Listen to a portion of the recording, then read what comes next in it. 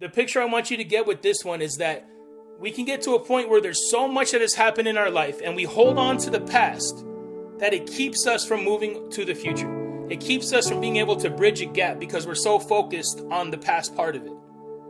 We have to be able to let go of those things. We have to be able to let go of the things that have weighed us down. We've talked about before that the things of God are not heavy, right? He says, my yoke is easy, my burden is light. He wants us to pick up the cross and carry it, but he's also letting us know it's not heavy. The things that are heavy are the things that we're bringing into the situation. Our past hurts, our past experiences, our anger and rage and guilt and shame. That's where the heaviness comes from. But once we drop that, once we let that go and we focus on the future, then our bridge can become a bridge that's leading somewhere positive. The biggest thing to get from all of this is that when we talk about these bridges is knowing that Jesus bridged the gap between humanity and heaven with the cross. Every single gap. Jesus bridged that gap with the cross. Every one of those bridges that you guys talked about, I wish I could rebuild this bridge in my life. I wish that I could have a bridge to this because it was broken. Or I need a new bridge because there was never a bridge there to begin with. Jesus says the cross is the bridge to that. If that is somewhere that God needs you to go, then we allow him to work and the cross becomes the bridge to those things.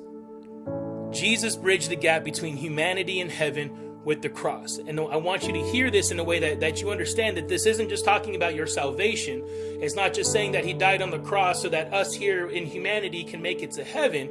There's an up and a down, but there's an outward aspect to it as well.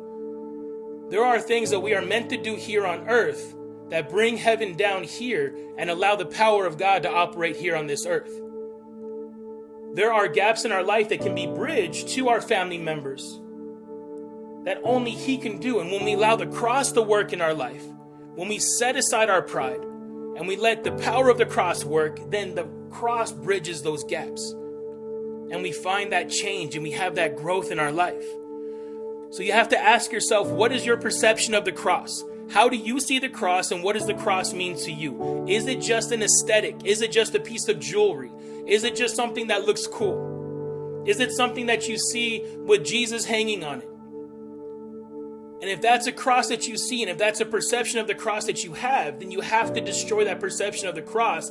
Because one thing I need you to understand is that yes, Jesus died on the cross, but he didn't stay there. He rose again. He came back to life. He is alive. He is active in our life today. He is ruling and reigning at the right hand of the Father.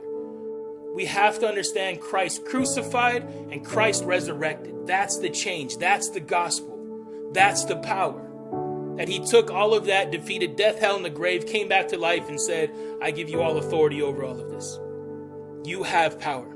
The cross is the bridge that brings us to where God has planned for us to go, and nothing is too big for our God. And I want you to know that if you're in a season of your life right now where you feel like that you should be further, or that you feel like maybe something should be different, and you're thinking, God, why aren't you doing this in my life? God, how come you're not taking me to this next level?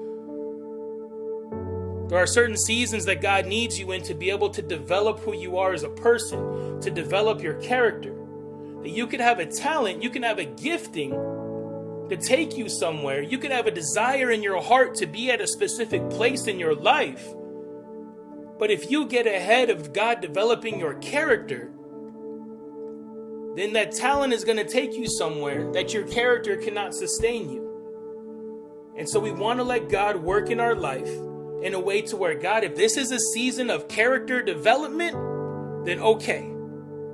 I'm obedient. I submit to you that this particular season of my life that I am in is to develop me as a man, as a father, as a husband, as a son, as a brother, to develop my character so that you can take me to that next level. Then okay, I submit to this time.